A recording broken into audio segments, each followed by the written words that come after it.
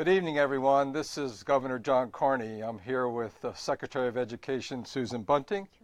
We're here at Pleasantville Elementary School in the Colonial School District in Newcastle County. Thank you for joining us tonight. This is our Facebook Town Hall meeting. This is the third one that we're having on our priorities in the State of the State address that I made back in January. We've had a number of these over the last year that I've been your governor, trying to take issues that are of importance to you and people across our state to have a direct conversation with you. It's really a great tool, an opportunity to talk to really hundreds, thousands of constituents across the state of Delaware, to field questions from all of you.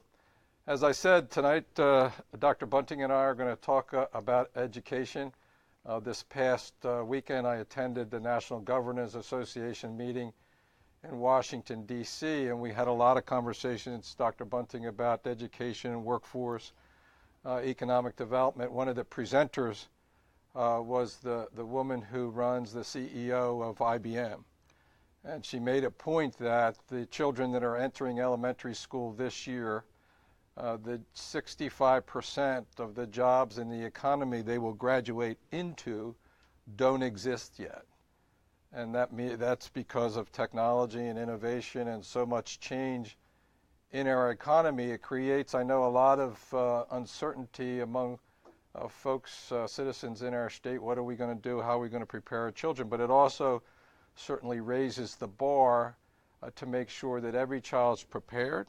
Every child is prepared to succeed when they, to learn when they enter kindergarten. That's why we've invested so much money here in the state on early childhood programs, early childhood education. We have a goal to make sure that every student in Delaware can read at grade level by grade 3, because they learn to read from preschool to grade 3, and then of course they read to learn, as we know, in the rest of their career. We want to make sure, particularly since so many of those jobs that aren't here today are going to be based in science, technology, and engineering math, that our students can do math at grade level, at grade 8, which is a focus of ours, and certainly every student graduate from high school either ready to go into a job through pathways and apprenticeships into the economy, or on to higher education, which increasingly is a requirement today. We've made a priority to help schools that serve low-income children and families across our state with our opportunity grants. I hope we get a chance to talk about that tonight. I started the day at Mount Pleasant Elementary School up in northern Newcastle County. Interestingly, Dr. Bunting, my father moved to Delaware back in 1955 to teach at Mount Pleasant Junior High that many years ago, so it was nice to be there. Really interesting things that they're doing at Mount Pleasant Elementary School with their opportunity grant, really helping children, young children in kindergarten through 3rd grade deal with stress that they bring from home and from the community, so that they're prepared to learn. Just one example of how schools are using their opportunity grants. We visited a lot of schools together last year. A couple come to mind: Frederick Douglass and Seaford, where we saw incredible things happening. Dr. Bunting, we visited McCullough Middle School here in the Colonial School District to look at their math coaching program. Really impressive as well. I think one of our challenges, and frankly one of the reasons that I asked you to join our team, was really to improve what happens in the school building level. Strong principals, good teachers in each of those classrooms, supported more by the state and the Department of Education. So those are our challenges. We look forward to your questions. Please send your questions in. We'll be answering them. And I'll just ask Dr. Bunting to open with a few comments, and then we'll get right to your questions. But again, thank you for joining us tonight here at Pleasantville Elementary School in the Colonial School District.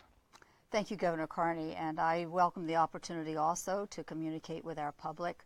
It gives us a chance to listen and then to take to heart what it is that they share with us.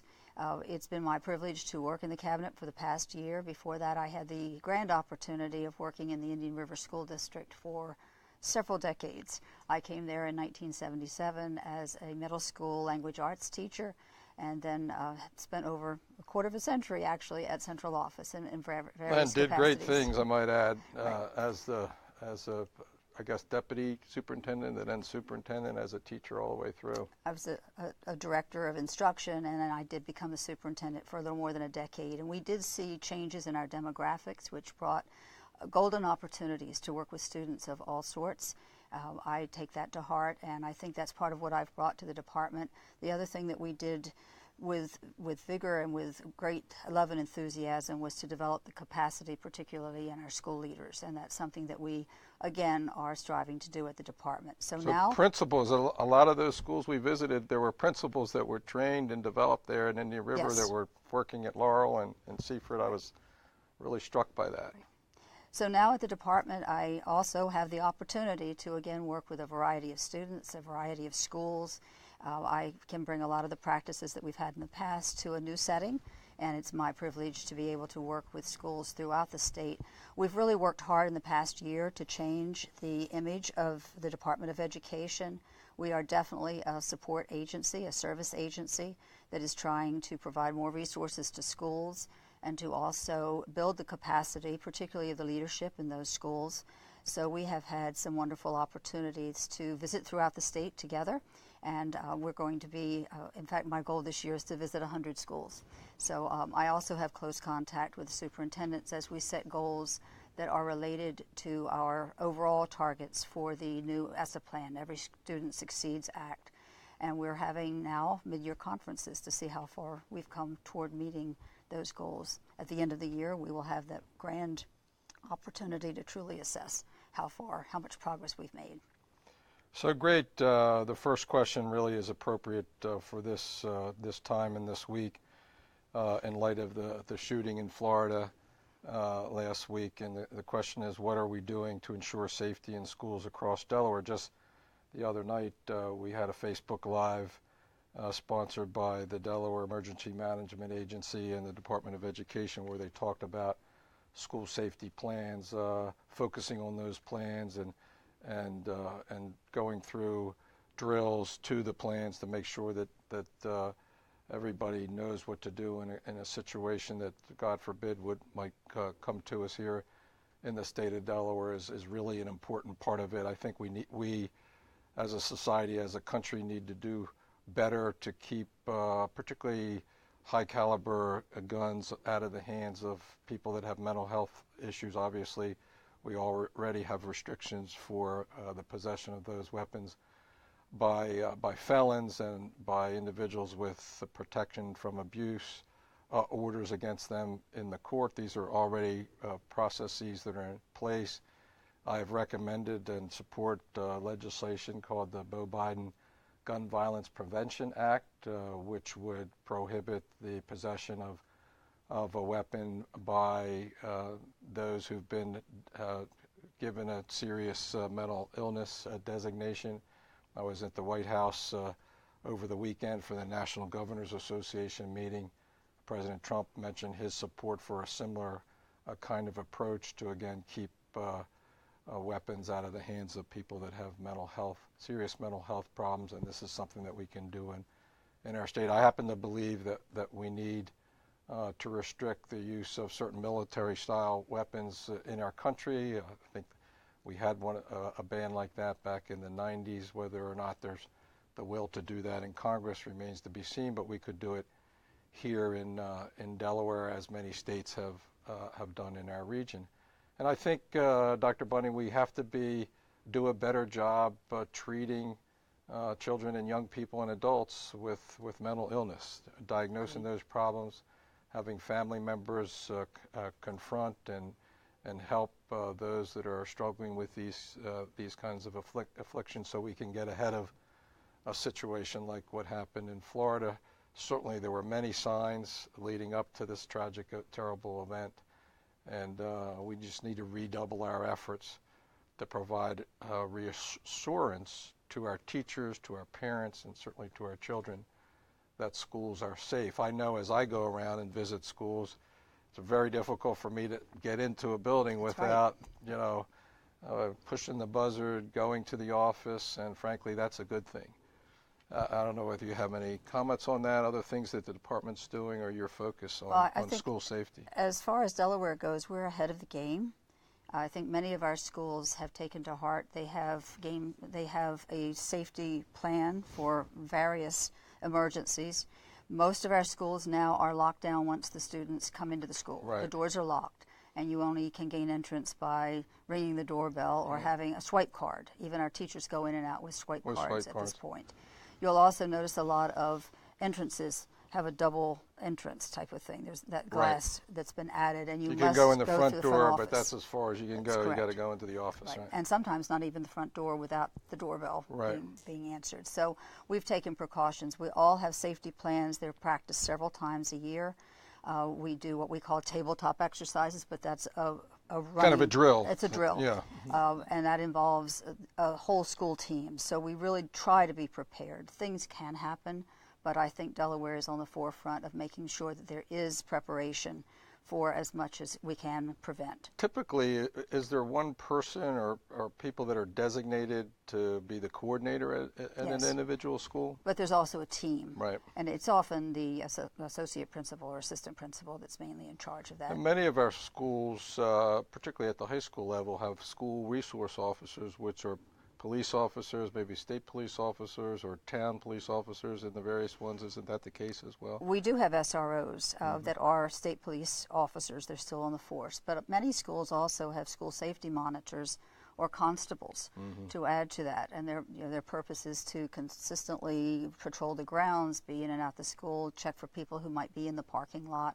So there are various safety measures and various kinds of people that are contributing to keeping our schools safe. It really is tragic. I mean, it's hard to think of what those parents and teachers and all are going through in Florida, so we need to make every effort here in Delaware to keep our schools safe. I think you have We do. another question over there that's come in. This one has to do with opportunity grants. We might want to talk Sure. about them first before we get to this actual question.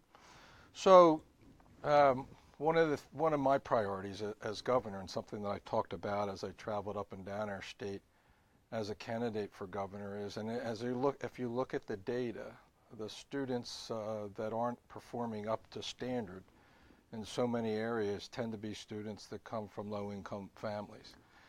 And so I believe that we need additional resources targeted to these students. We provide tremendous resources when you think about it for children with learning disabilities, from basic special education to students that have very complex learning or physical challenges. And it's my belief that we could provide additional resources. And last year we put $1 million in the budget, notwithstanding the fact that we had a $400 million budget deficit, to kind of pilot the kinds of programs that would particularly be focused on helping teachers and principals in high poverty schools. So I mentioned Mount Pleasant Elementary School today, and that was a school that was the recipient in these opportunity grants. We visited, you and I, Frederick Douglass. I don't know whether they received an opportunity grant, but the kind of school that we're talking about here. Now this year, in this year's budget, we've proposed $6 million that would go to schools on more of a formula basis across our state. In some ways similar to the way we provide funding for children with special needs. And again, the focus is to help principals and teachers make sure that every child is successful, because children, we know from some of these disadvantaged backgrounds, have more needs and need more assistance. So, and the other thing I think that's part of this is we have considerable federal funds that come in for disadvantaged students, and my own view is that we ought to make sure there's some coordination among those resources targeted to those students.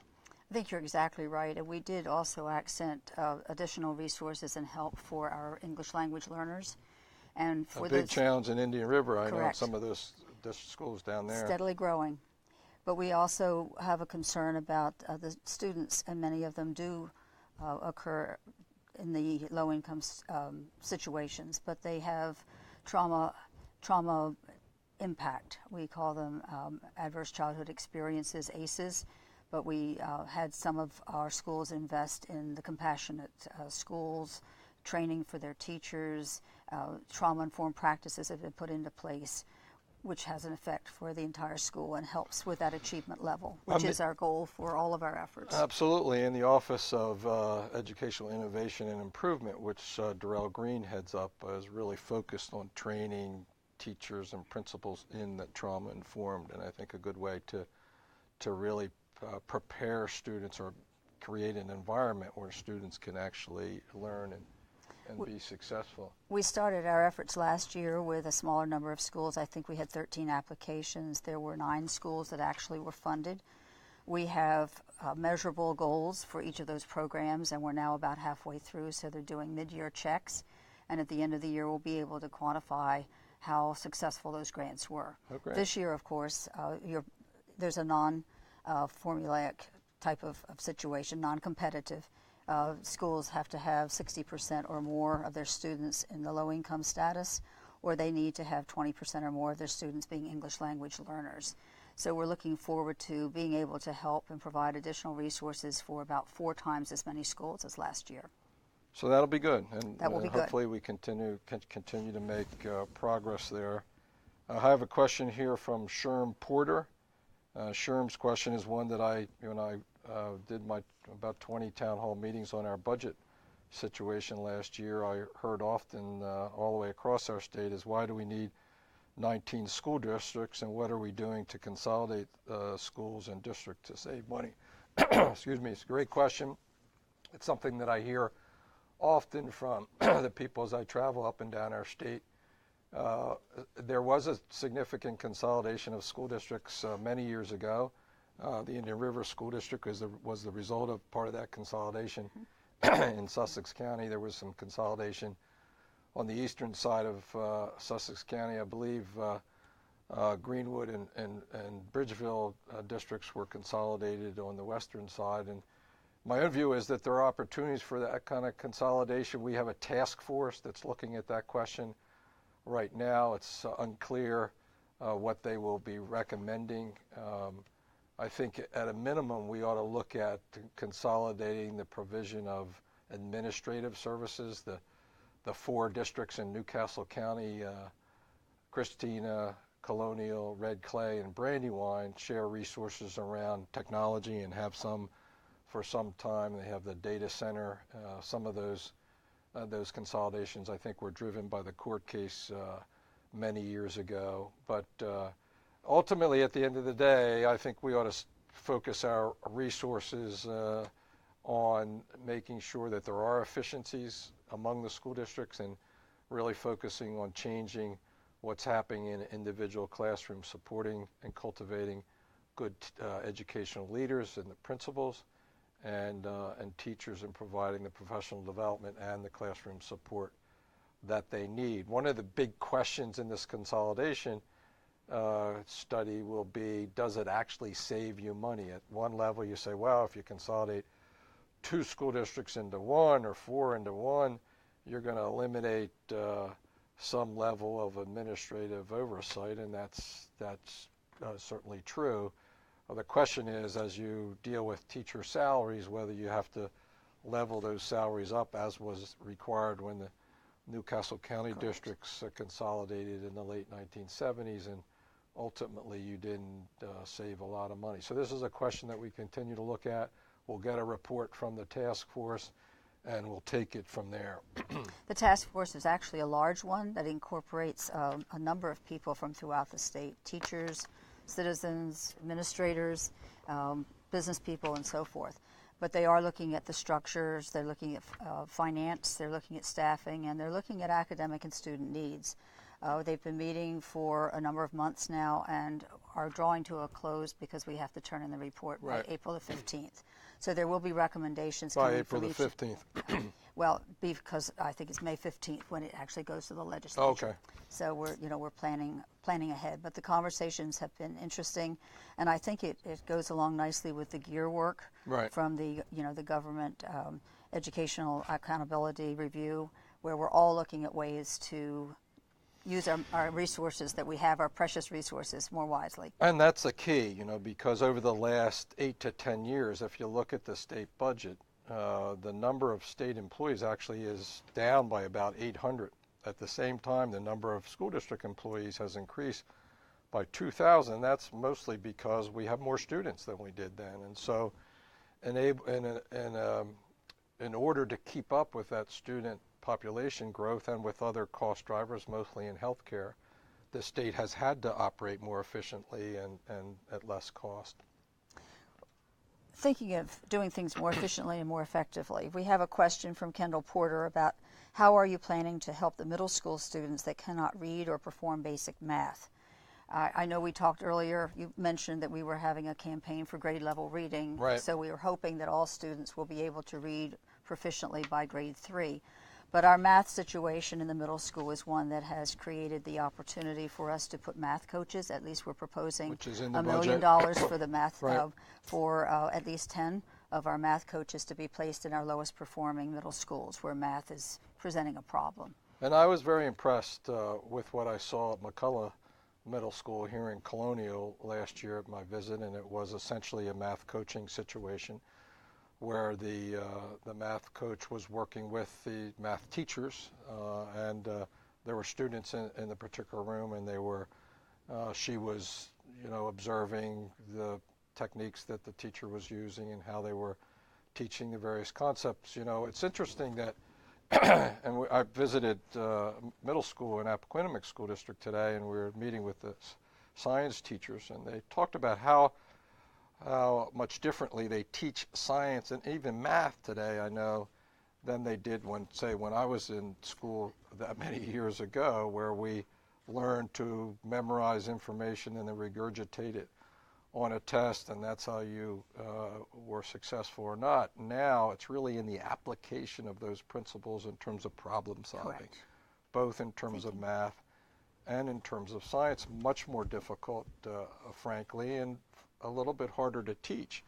And going back to the challenge of middle school, we feel that providing funding for math coaches is going to really help those middle schoolers. This question comes from Marianne Nisley.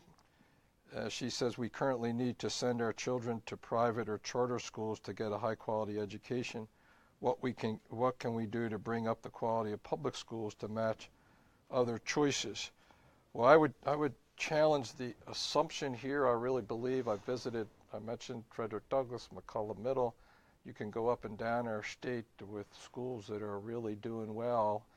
It's true that some schools are lagging behind, and that's where our focus is, making sure that every child in our state has a good educational opportunity, and that's got to be our focus. As I think about the challenges that I have as governor, the most important among them is to make sure that we have a strong and growing economy that can compete with other states. And the way to do that, increasingly in the world we live in today, it's the quality of your workforce. Every company that we talk to wants to know where are we going to get good quality college graduates, technical school graduates, high school graduates can do the work that their company does, whether it's in advanced manufacturing, some industrial applications along the Delaware River, or in some of our financial services institutions, which have all kinds of different needs. What I said earlier, which we learned this weekend, is for our first graders this year, 65% of the jobs that will be available when they graduate from high school and college don't exist today. So we've got to make sure that our young people are prepared to graduate into a world that's very different than the one we all grew up in, and into an economy that increasingly requires higher level skills in science, technology, and engineering and math. And that's why education and investments in education is so important.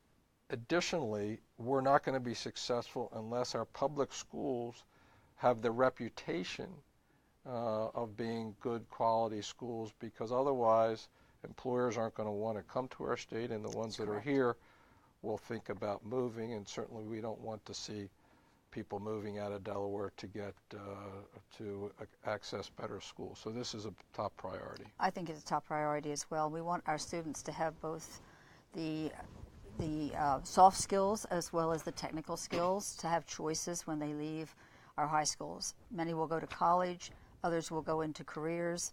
We want them to have choices, so we want them to be well prepared. And one of the Pathways program is really something that's taken root. It's very exciting. It's very exciting. It is a focus on the students that maybe not be going to higher education, maybe so, but really focusing on getting into a productive line of work where they can earn a good living when they graduate from high school. And I'm really excited that we have 15 high schools this year with teacher academies, because I think that will contribute to our having an even higher quality educational system in the future. Absolutely. Our next question comes from Deb Rambo. There's not enough oversight with charter schools, she says. What can we do to provide more oversight? There actually is a charter school accountability group that does meet and review various aspects of charter schools operations, from their fiscal management to their academic achievement and so forth. It is a process that's laid out and it is followed closely.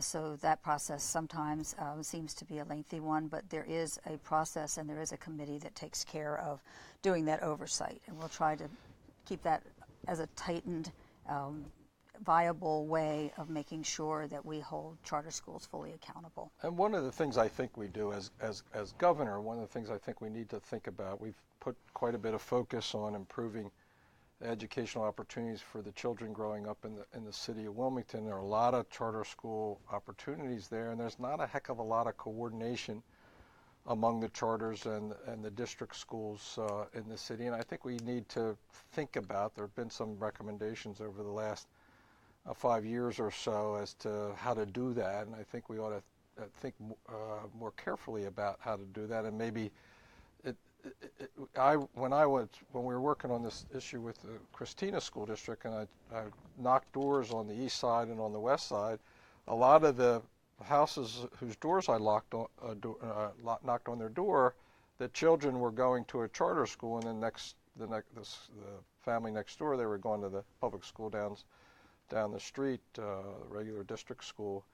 And it just seems like there's an opportunity for more coordination there. It's something that's not currently in the law. There's been recommendations, particularly around the city of Wilmington, and I think something that we need to look at. Here's a question from Betsy Wheeler, and her question goes to the quality of early childhood programs.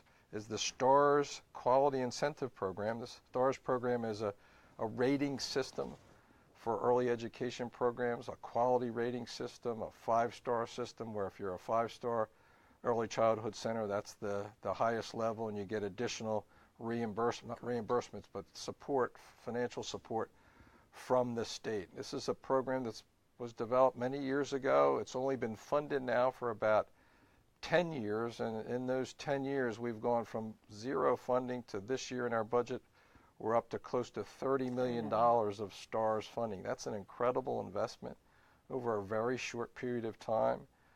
To give you some sense of that, last year in a budget where we had a $400 million deficit, in order to replace federal money that was going away, we made an investment of $4.7 million, again, in light of a $400 million deficit, just to stay current with the STARS levels from last year. And then this year, we have another $3.8 million in our proposed budget that would account for improvements in the STARS rating system for other early education centers. So Betsy, it's a really good question.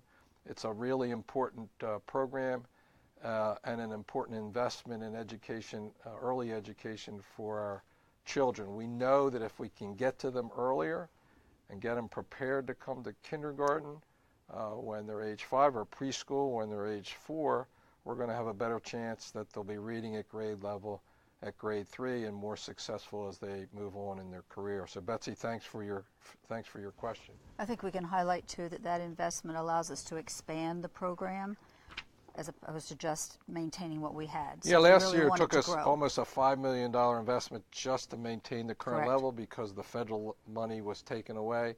This year, as you say, $3.8 million to take that program to the next level for those programs that are moving up in their STARS rating. we do know that that's critical to creating less of a gap. Right. The gap is almost impossible to overcome if they come to school without the preschool skills.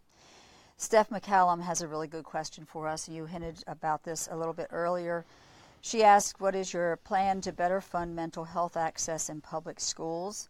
I mentioned that we were working on the ACEs, the Adverse Childhood Experience work, and having our teachers trained to deal with students of that sort.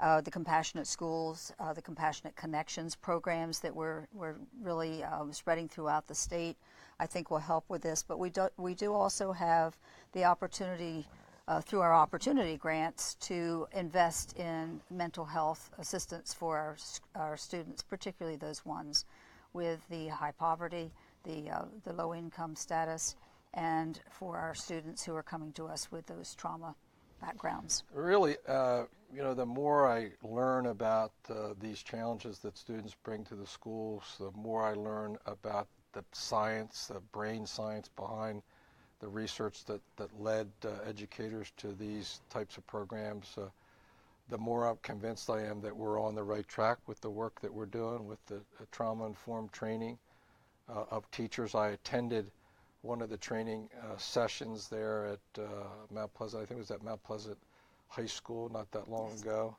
And I think Darrell's Green is doing a really good job in getting teachers, and across our state.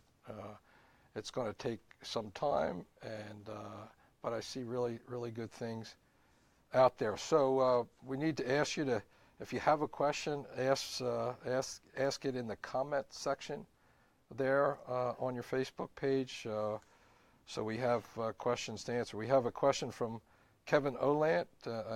Kevin has been following our efforts, I know, in Christina, and his question is, what are your plans for Christina if their teachers union doesn't pass the memorandum of understanding? For those of you who are not familiar with our efforts to partner with the Christina School District, Dr. Bunting and I, when I first took office over a year ago, had a lot of conversations about how to improve the educational opportunity for all the students that reside in the city of Wilmington. Many of those schools there were not performing at the level that they need to. The achievement levels for the students were lagging behind. And we decided, since the schools with the worst performances were the 5 schools in the Christina School District, middle school Byron on the west side and Pulaski Elementary on the west side, Bancroft and Stubbs on the east side, and Palmer in South Wilmington. We worked for months with the Christina School Board, with the Christina Education Association, the teachers group.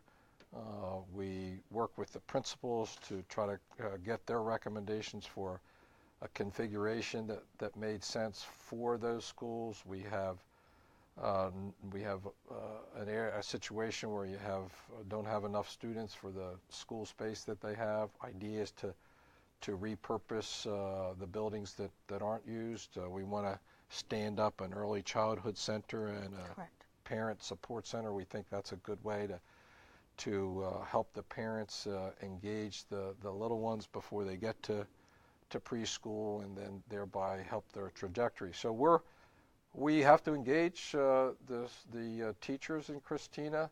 There are we have to do things differently. We have to look at incentives to keep. One of the biggest challenges, first of all, we know that the educational trajectory of a student is determined in large part by the quality of the teacher in the front of the classroom. So we need to support those teachers. We need to create incentives so that they will decide to teach in the Christina schools in the city of Wilmington. We need to retain them. Right now, mostly young teachers come to those schools, and then in 3, 4, 5 years, they're moving out to a school somewhere else, and that's something we've got to try to work around. So we do have to work with the Christina teachers. I'm confident that we can make progress on that. We're just going to continue Kevin, to work with the board, the administration, the teachers, bringing additional resources to bear so that every child in that district has an opportunity to be successful. If we're not successful, we know the result. We know the result of academic failure is tragic things that happen in individual lives and neighborhoods. Our city can't be strong, and therefore our state won't be strong. So we've got to be successful with these efforts, and we're going to stick to it. I think we've included the leadership of that union as we They've have been- visited other schools and Right. had these, they're continually involved in the talks for the MOU or the letter of intent. So we've been working steadily with them, hoping they will be able to help us achieve what we need to achieve for those students. And we want to thank it. We should thank the Christina School Board for approving the memorandum of understanding, for engaging in the partnership. It's a partnership that's like what's been done in other parts of in other states and other parts of our country. So we're really appreciative of all that hard work. But really, the hard work begins now. And as Kevin says, getting the teachers involved and as part of the team is going to be a really important part of that. Our next question has to do with the reorganization of the Department of Education, which is something we've been working on for an entire year now. We've taken a hard look. We are good listeners. We've downsized the department. We are looking at a reduced number of positions, but we've also reconfigured what happens within the department. And we've actually established an academic support team, an educator support team, a student support team, and then also one that takes care of the operations side of the house. And the three, academic support, student support, and educator support, come in under our deputy secretary so that can be a unified effort. We have brought in amazing talent. We're very blessed to have Darrell Green, that you've mentioned several times, with strong presence here in the city. He has been a principal here in several of the schools and knows the city well, and he's leading our efforts on the MOU and what we're doing with the trauma-informed practice training here in the city. We also brought Mike Rodriguez to our staff, who works with the student support team and has a very interesting background with particularly our students who are Spanish-speaking and English language learners. So we're trying to bring brings in, a lot of downstate Correct. experience from Sussex County. He does as well. As I said, we're smaller, but we are very much focused on supporting what we learn and we see as we visit schools. We're very supportive of what can be there. We're trying to build the leadership. We work very closely. I mentioned being out in schools so that we can actually see what's happening and what is needed.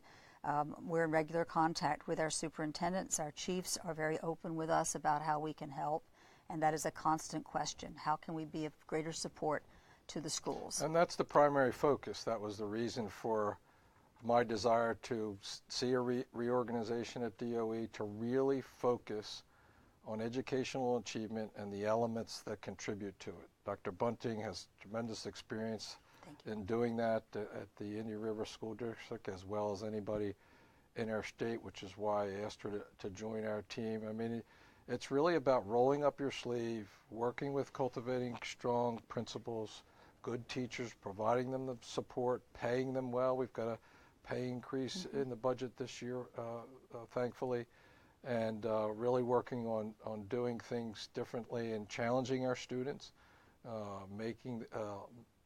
informing them on what the world's going to look like when they graduate from high school and whether they go on to higher ed or not. We have another question from Randy Harrison Dixon, and Randy says, I support it's a proposal to ban military assault weapons. What's next?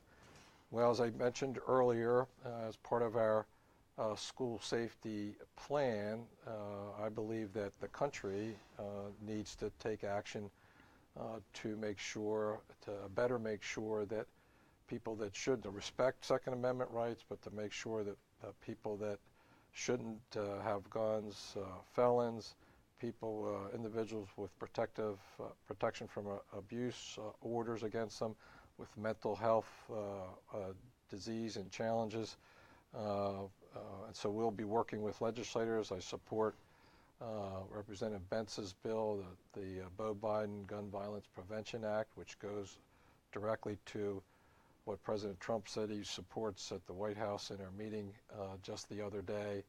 in making sure that individuals with mental health disease do not have access to firearms, and if they do, and they're determined by a court due process, that we can take those weapons away from them until such time as they've dealt with their mental health issues. That, for me, is a big issue. We're going to have to focus and work on the details there. The devil's always in the details, if you will.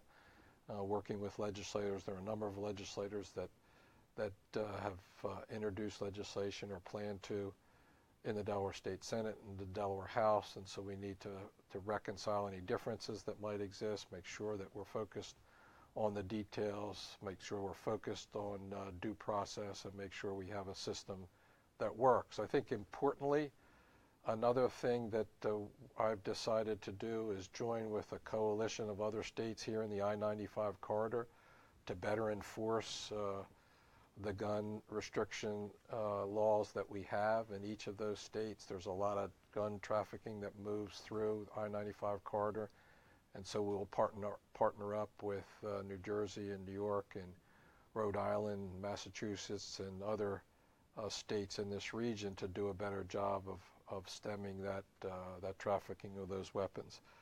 So that's what's next, working with the legislature. We appreciate your support. You should call your individual state representative and state senator to let him or her know how your position on this piece of legislation that will be coming forward. Jermaine Robinson has asked, are there plans to make higher education affordable in Delaware? The Department of Education has a linkage. We have a liaison with the higher eds, but we actually don't have that as part of our department. I can tell you that there are scholarships that are available. There is money, again, for the SEED Scholarship and the Inspire Scholarship in this year's budget. We try to make sure that students are well aware of those scholarship opportunities. In fact, we hold such things as college affordability evenings, and we also have sessions where we try to introduce students to how to fill out this FAFSA form, the financial aid form, and also ones where we expose them to even greater scholarship opportunities. So our work is often with the higher eds as a liaisoning agency as opposed to directly involving us. Well, this is a good opportunity, Dr. Bunting, to do a commercial, if you will, for the SEED Scholarship and Inspire Scholarship programs here in Delaware. These are tremendous programs that can help families afford higher education at the University of Delaware and Delaware State University. In the case of SEED, it's 2 years of tuition for Delaware Tech, 2 years followed up by 2 years of education there at the University of Delaware, which we're trying to make sure that we fund that second stage. And then at the Delaware State University, we've got a proposal in our budget to fund 4 years in the Inspire Scholarship at Delaware State University.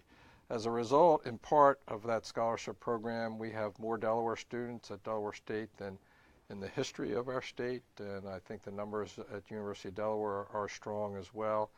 These two programs, I noticed as I travel around our state, and we were in Milford School District several months ago where they had a college readiness, college application awareness event going on, and they were showing that guiding the students through application processes, and I noticed a lot of the children didn't know about some of these programs, and parents in particular should look into this information. There are certain sets of standards in terms of the grade point average that a student must have, and make sure that they have a good behavior record in school. But this is a great opportunity to get a affordable higher education. Largely, these issues are federal issues because most of the student aid and student loan programs, I was a member of Congress for 6 years in Washington, and we worked on the challenges of college affordability. It is one of the bigger challenges that we face here in our state, in our country. I think we need to look at and be more creative about higher education degree programs or certificate programs that maybe don't require 4 years, that really lead to a good career, maybe a technical career. We have a great program here in the city of Wilmington called Zip Code Wilmington, which is a boot camp for coders that really provides an opportunity for young people to get, most of the students are in their 20s. It's kind of a not a mid-career, but beginning of a career type of lift, and it's funded by mostly financial services institutions, our banks. A great opportunity for young people to move forward in their training. I think Jermaine would also like to know that we have other ways to help students. We have dual enrollment courses so that they can actually acquire some college credits before they leave. You and I last week were in Milford when we saw the Foundations of College English, a course that if you succeed in fulfilling the requirements of that course in high school, then you are guaranteed that you will not have to take a remedial course when you go to school. We've piloted that 6 schools this year, and we've also for several years had the Foundations of College Math, which has been very successful, and we've seen our students go into college and not need the remedial courses. And when you don't need the remedial courses, you're able to then begin to pursue the courses that will actually lead to your diploma. And that's a big challenge for our students. A lot of them are getting remedial courses. I understand that our time is up. It's hard to believe that we've gone through an hour. Dr. Bunting, it's been great to be with you and talk about our priorities for improving the schools here in the state of Delaware. There's nothing more important that we do here in state government. If we're going to be strong as a state, we have to have high-class, world-class elementary and secondary education. We have to have world-class higher education, and we appreciate everybody who's tuned in to this Facebook Live. We look forward to answering any other questions that you might have. Certainly feel free to contact my office, the governor's office, with any suggestions or questions you have, and we'd like to wish you a good night and thank you for tuning in. Thank you.